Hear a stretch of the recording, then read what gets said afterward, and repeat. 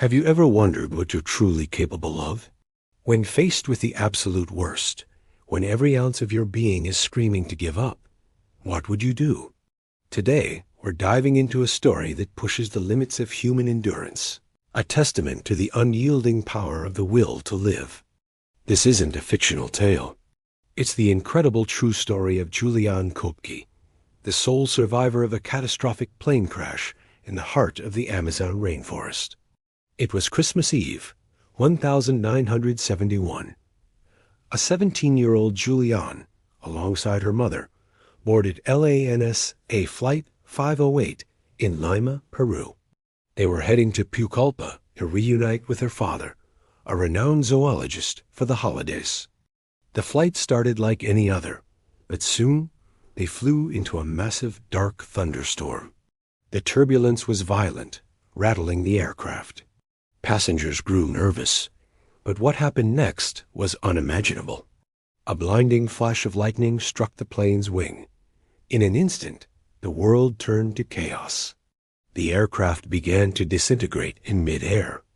Juliane, still strapped to her seat, was ripped from the fuselage and found herself plummeting from an altitude of 10,000 feet, 2 miles straight down into the dense green canopy of the Amazon jungle below. Her last memory was the sight of the forest spinning towards her. Then, darkness. When Juliane awoke, it was the next day. The silence of the jungle was deafening, a stark contrast to the terror of the crash. She had a broken collarbone, a deep gash on her leg, and a concussion. Her glasses, her only pair, were gone. She was alone, surrounded by a wall of vegetation that seemed to have no end. The sounds of the crash were gone. The other passengers, her mother, all gone. At just 17, she found herself in one of the most inhospitable environments on Earth, with venomous snakes, predatory cats, and countless unseen dangers lurking in the shadows. Despair could have easily consumed her. She could have stayed put, waiting for a rescue that might never come. But Juliane was not just any teenager. She was the daughter of 2 zoologists who had spent years living and working in the Amazon. She had learned from her father a crucial piece of survival advice. If you re-lost in the jungle, find water and follow it downstream. It will almost always lead to civilization. Clinging to this single thread of hope, she began her journey. She found a small spring, the beginning of a creek. This tiny trickle of water would become her lifeline. She waded through the water, remembering her father's warning to avoid the banks where snakes often sunbathed. The water was her guide and her protector. Her injuries were a constant source of pain. Her open wounds became infested with maggots. In a moment that would make most people faint, Juliane recalled seeing her father treat their dog for a similar infestation. Using a bottle of gasoline she miraculously found among the crash debris, she painstakingly removed the parasites from her arm. It was an act of incredible fortitude, a testament to her clear-headedness in the face of unimaginable horror. Days blurred into one. Hunger gnawed at her. She had lost her shoes in the fall, and her feet were raw and blistered. She had nothing to eat but a small bag of candy she'd found. The jungle was a symphony of strange and frightening noises at night. Jaguars, she knew, were nocturnal hunters. She could hear them, feel their presence, but she pushed onward, her father's words echoing in her mind. Follow the water.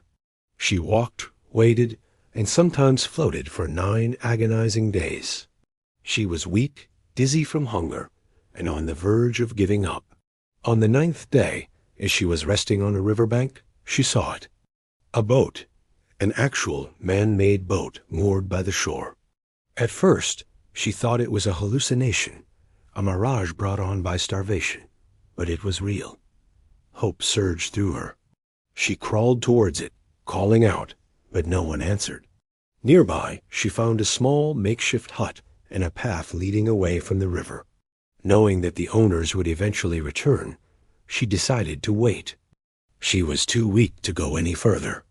She crawled up the riverbank and into the shelter, where she spent a cold, painful night.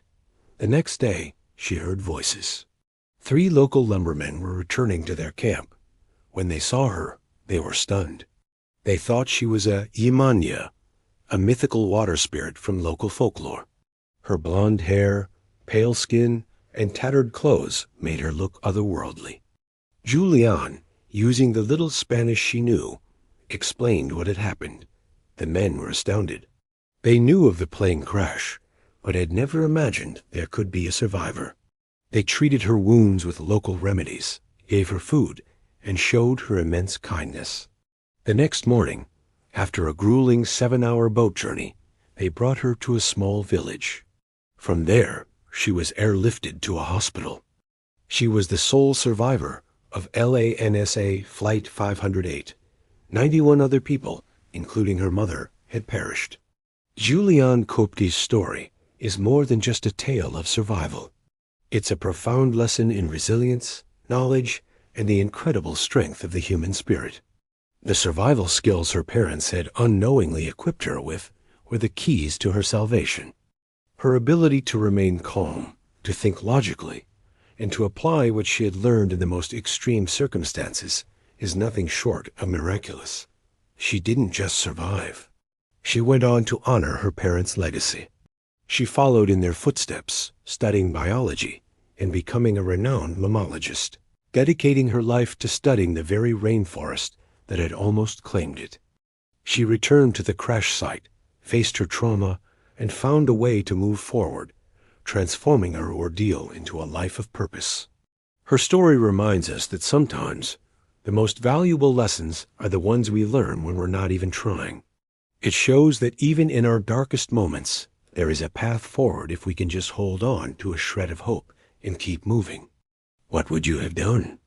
It's a question we can all ask ourselves, and Juliane's incredible answer will inspire generations to come.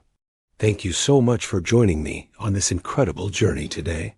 If this story moved you, please hit that like button and subscribe for more tales of survival and human resilience. And don't forget to ring the notification bell so you never miss an update. Stay curious, stay strong, and we'll see you in the next video.